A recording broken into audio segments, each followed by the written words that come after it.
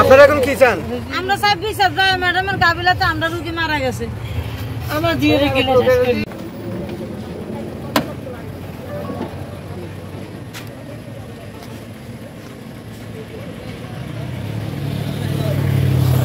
আসলে বিষয়টা কি কেমনে মারা গেল? যখন তাকে ভর্তি দেওয়া হয়েছে, ভর্তি দেওয়ার পরে যখন আমরা এই দোতলায় নিয়ে গেলাম তখন ওরা বলতেছে যে ওনার অবস্থা খুবই ক্রিটিক্যাল, ওনাকে ইমার্জেন্সি এই সিজার করতে হবে। তো আমাকে ওষুধপত্র কিনতে পাঠাই দিয়ে ওনারা সিজারে ঢুকে গেল। এর আগে আমার থেকে একটা স্বাক্ষর নিয়ে নিছে, নিয়ে আমাকে ওষুধপত্র কিনতে পাঠাই দিয়ে ওনারা সিজারে ঢুকে রেখেছে। এর পরবর্তী আমার কোনো মতামত নেওয়া হয়নি। আমি ওষুধপত্র নিয়ে আসলে আমার লোকজন আসবে, তারপর আমরা কথাবার্তা বলে করতাম, কিন্তু ওনারা আগেই ঢুকে ফেলছে। আচ্ছা, আপনারা কোন ডাক্তারকে দেখাচ্ছেন এখন এই ঘটনার জন্য কাকে দায়ী করতেছেন? এখন আমরা দায়ী করতেছি যারা আছে এখানে, যারা ইয়ের সাথে যে সিজারের সাথে জড়িত আছেন তারাই দায়ী। কোন ডাক্তারকে দেখাচ্ছেন আপনারা? আমরা এখানে এসে জয়া চাকমাকে পাইছি। জয়া চাকমা ওনার পরামর্শতে ভর্তি করানো হয়েছে। ভর্তি করানোর পরে যখন আমরা দোতলায় নিয়ে যাই আমরা মনে করছিলাম যে জয়া চাকমা করবে, কিন্তু তৎক্ষণিক জয়া চাকমা করে নাই, অন্যকে দিয়ে করেছে। উনি কি তখন হসপিটালে ছিল? জি, উনি তখন হসপিটালে ছিল। এখন আপনারা কি চান এই ঘটনার জন্য? কি চান আমরা? এই ঘটনা আমার আরও মুরব্বীরা আছে, আমরা তারা সবাই মিলে বসে একটা সিদ্ধান্ত নিই।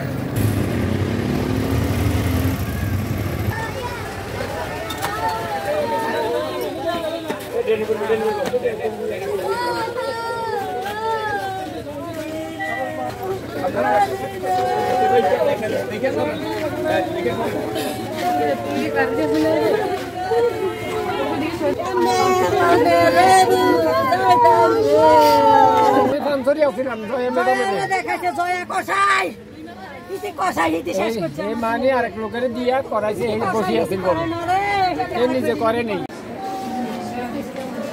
নাম হচ্ছে যে ফারিয়া সুলতানা, 22 বছর বয়স। উনি আসছিলেন আমাদের কাছে। এটা হচ্ছে যে ওনার হিসেবে 2 নম্বর বাচ্চা, আগেরটা একটা নষ্ট হয়ে গেছে, গর্ভপাত হয়ে গেছে। তো উনি আসছিলেন এখন 37 উইক্সের মতো। তো বমি নিয়ে আসছিল আউটডোরে, আমি আউটডোরে বসেছিলাম। তো আউটডোর দেখার পরে আমার কাছে মনে হয়েছে যে ওনার পা ফোলা ছিল, আর হচ্ছে যে ওনার পরীক্ষা করে মনে হয়েছে যে পেটে পানি কম আছে। তো আমি পরীক্ষা করেছি, আল্ট্রাসাউন্ড দিয়েছি আর প্রস্রাব পরীক্ষা করতে দিয়েছি। তো যেখানে অসুবিধা হয়েছে প্রস্রাবে পানি, আল্ট্রাসাউন্ডে এফআই যেটা আমরা বলি সেটা কম ছিল, মানে অলিগোহাইড্রোমিয়ন্স বলি আর কি ডাক্তারি ভাষায়, সেটা হচ্ছে পানির পরিমাণটা কম। তো আমি ওনাদেরকে কাউন্সিলিং করাইছি, বুঝিয়েছি যে এটা বাচ্চাটা পানিটা কমে গেছে, ভর্তি হতে হবে, হয়তো বা সিজারে যেতে হবে। তো ওনারা ভর্তি হয়ে, ওনারা রাজি ছিল, ওনারা ভর্তি হয়ে অপারেশন করেছে। তো অপারেশন করার পরে অপারেশন সময়ে অসুবিধা হয়নি। অপারেশন আমি না করলে আমার সহকর্মী করেছেন, আমি ছিলাম ওখানে, অসুবিধা হয়নি। 6 ঘন্টা পরে গিয়ে ওনার খিঁচুনি হয়েছে, যেটাকে আমরা বাগদাদের কথায় বলেছি একলামশিয়া। একলামশিয়া হলে তো একটু জটিলতা হয়, তা একলামশিয়াটা ম্যানেজ করা হয়েছে, খিঁচুনি ওষুধ দেওয়া হয়েছে। আমরাও এসেছিলাম। তো আসার পরে আমরা দেখেছি যে ওনার যেটা সমস্যা হয়েছে সেটা হতে পারে যে ওনার শ্বাসের প্রেশার উঠানামা করে, শ্বাস নিতে অসুবিধা হয়, হঠাৎ করে শ্বাস অসুবিধা এবং প্রেশারটা কমে যায়, এরকম হয়। তো আমরা সবাই এসে দেখে সিদ্ধান্ত নিলাম, আমরা যা দিয়ে চিকিৎসা, যথাযথ চিকিৎসা দিয়েছি।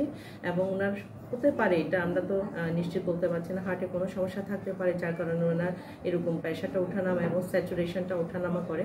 তো যথাযথ চিকিৎসা এখানে দেওয়ার পরে আমরা ওনাকে আরও উন্নত চিকিৎসার জন্য ওনাদের রোগীদের সাথে কথা বলে, গার্জিয়ানদের সাথে কথা বলে এবং আমাদের অথরিটির সাথে কথা বলে আমরা তখন ওনাকে রেফার করেছি চট্টগ্রামে। কিন্তু দুর্ভাগ্যবশত হয়তো বা ওখানে উনি মারা গেছে, এটা আমরা শুনতে পেরেছি। আমরা দেখলাম যে এফআইটা কম, যেটা ম্যাডাম বললেন সিভিয়ার অলিগোহাইড্রোমিয়াস ছিল।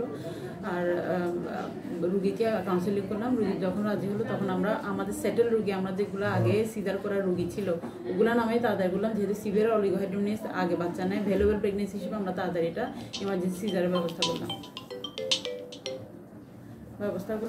পার অপারেটিভ আমার কোনো সমস্যা হয় নাই, তবে বাচ্চাকে পানি একেবারে স্ক্যান্টি লাইকা ছিল আর ডিলে ক্রাই ছিল, মানে আর একটু দেরি হলে হয়তো বাচ্চাকে আমরা হারাতাম।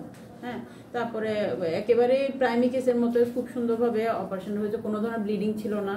হ্যাঁ, পোস্ট অপারেটিভলি আমরা ফলো আপেও পেশেন্টের পালস ভিউ সব সেটেল ছিল।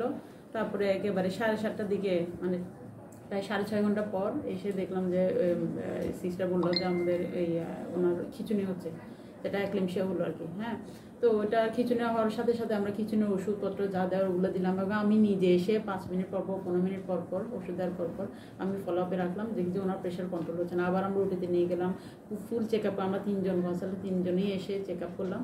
চেক আপ করে দেখলাম যে ওনার কোনো ধরনের অন্য অসুবিধা আমরা পাচ্ছি না, রেসপিরেটরি অনেক বেশি ছিল, এরপরে উঠানামা করছে, শ্বাসকষ্টের মতো লাগছে, আবার প্রেশার উঠানামা করছে। তারপর প্রেশার ওষুধ দিলাম, প্রেশার সেটেল করলাম। আমরা যখন রুগীকে প্রায় 2-2.5 ঘন্টা পর্যন্ত কন্টিনিউয়াস মনিটরিং রেখে আমরা ওটিতে নিয়ে গিয়ে মনিটরিং রাখার পর রুগী সেটেল করে যখন যাচ্ছিলাম তখন পেশেন্টের প্রেশার ছিল 100/60 আর পালস ছিল 93। রেসপিরেটরি এটা তখন সেটেল ছিল, হ্যাঁ, ওখানে অক্সিজেন দিয়ে রেখেছিলাম। তার পেশেন্ট পার্টির সাথে কথা বললাম যে আমাদের এখন তো রুগী ভালো মনে হচ্ছে, আমরা একটু অবজারভেশনে রাখতে চাই রাতের বেলা। ব্লাডের ব্যবস্থা করলাম আমরা আরও 2-3 ব্যাগ। তো ব্লাডটা আস্তে আস্তে আমরা দিচ্ছিলাম, প্রথমে 1 ব্যাগ দেওয়ার পর পেশেন্টও মোটামুটি সেটেল হলো। সেটেল হওয়ার পর আমরা বললাম যে আমরা অবজারভেশনে রাখি, দেখি কী হয়। কিন্তু মোস্ট প্রবলেম মনে হচ্ছে এটা হার্টের প্রবলেম থাকতে পারে আগে থেকে, যেটা আমরা হয়তো আপনারাও জানেন, আমরাও জানি না। তারপরে পেশেন্ট পার্টি বলছে ঠিক আছে ম্যাডাম আপনারা যেটা বলেন। তো আমরা প্রায় ওইভাবেই রেখে দিয়েছি, মনিটরিংয়ে রেখে দিলাম। তারপর আমরা ওয়ার্ডে নিয়ে গেলাম, অক্সিজেন সাপোর্টে দিলাম, আদার্স সাপোর্ট যেগুলো আগে ওগুলো দিয়ে আমরা রাখলাম। আবার 11টা বাজে বললো যে পেশেন্টের রেসপিরেটরি হাই, 5 BP একটু পাওয়া যাচ্ছে না। আবার আমরা 11টা বাজে আসলাম। আবার 11টা বাজে এসে তারপর আমাদের মেডিসিন কনসালটেন্ট যিনি আছেন ওনার সাথে আমরা ফোনে কথা বললাম। ফোনে কথা বলে ওনার কথা অনুযায়ী আমরা যেহেতু পেশেন্টের বিপি পাওয়া যাচ্ছিল ওই অনুযায়ী মেডিসিন অ্যাড করা হয়েছে। মেডিসিন অ্যাড করে তারপর প্রেশার আমরা পেলাম, কিন্তু খুবই ফিবল। তারপরে বারবার যখন এইভাবে ওঠানামা করছে তখন আমরা মনে করলাম যে এটা হার্টের সমস্যা থাকতে পারে, যেটা আমরা জানি না। তো এটা বেটার ইভ্যালুয়েশনের জন্য আমরা মেডিকেলে ট্রান্সফার করতে যাচ্ছি। ওনাদের সাথে কথা বললাম, ওনারা রাজি হলো। তখন রাত প্রায় 1টার দিকে আমরা কাউন্সিলিং করে সমস্ত রিপোর্ট সব চেক কাগজপত্র বুঝিয়ে দিয়ে 1টা বাজে ওনাকে আমরা মেডিকেলে ট্রান্সফার করেছি, অ্যাম্বুলেন্সের ব্যবস্থা করে অক্সিজেন দিয়ে, অক্সিজেন সাপোর্ট দিয়ে। আচ্ছা, ওরা ওই যে রুগীর হাজবেন্ড বলতো যে ওরা সিজারের সিদ্ধান্ত নেওয়ার আগেই আপনারা সিজার করে ফেলেছেন। এটা কি হয় কখনো? ওনারা একটা অপারেশন করবো, আমরা কি কেন অপারেশন করবো? এটা একটু সরকারি হাসপাতাল, এখানে কি আমাদের বাড়তি কোনো সুবিধা আছে? এটা কি না আমাদের আমি বললাম না, আমাদের 2টা রুগী আমরা ওটি টেবিলে তুলে রাখলাম, হ্যাঁ, আমাদের আগের রুগী যেগুলো সেটেল আমরা বিএসসি সিজার ওগুলোকে নামিয়ে এটা ভ্যালুয়েবল প্রেগনেন্সি বলে আমরা প্রথমে একে বললাম, যেহেতু ওর সিভিয়ার অলিগোহাইড্রোমিস ছিল। আচ্ছা, আপনার বাচ্চাটাকে কেন এসকোনো থেকে ওর সাথে দিয়ে দিলেন? বাচ্চাটা তো জন্মের পর থেকে মা দুধ পায়নি, এবং এসকোনোতে তো মা দুধ পেয়েছে। ওখানে ভর্তি, যেহেতু বাচ্চাটা কম ওজনের বাচ্চা ছিল, 2 কেজি বাচ্চা, তো এটা আমরা আবার পেডিয়াট্রিক ওয়ার্ডে পাঠালাম। ওনারা ভর্তি রেখেছে, ওখান থেকে বলে যে বাচ্চাকে দুধ খাওয়াতে পারবে, ওনারা এনে দুধ খাওয়াচ্ছে।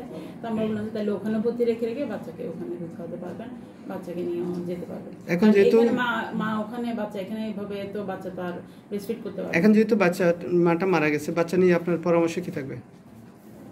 বাচ্চা নিয়ে আসলে পরামর্শ এটা